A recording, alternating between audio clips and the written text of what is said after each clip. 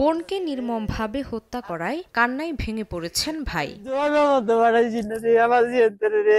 Police জানায়, স্বামী দেশের বাইরে থাকায় কটিয়াদী উপজেলার হালুয়াপাড়া এলাকার মানিক মিয়ার মেয়ে স্মৃতি আক্তার বাবার বাড়িতেই থাকতেন। বৃহস্পতিবার রাতে খাবার শেষে পরিবারের সবার সঙ্গে ঘুমিয়ে পড়েন স্মৃতি। পরে শুক্রবার ভোরে বাড়ির পাশের একটি পাট খেতে তার গলা কাটা ক্ষত বিক্ষত লাশ পড়ে থাকতে দেখে পুলিশে খবর দেয় স্থানীয়রা। স্বজনদের দাবি, পাশের গ্রামের এক যুবক স্মৃতিকে উত্ত্যক্ত করত।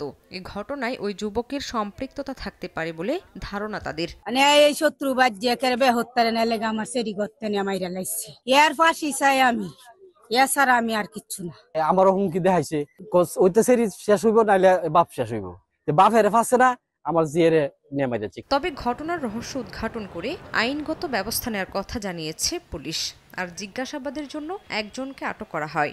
নগদের কাছে সব গ্রাহকই প্রিয়, তাই তো সারা দেশে ক্যাশ আউট চার্জ সবচেয়ে কম। আমি কোনো অভিযোগ পাইনি।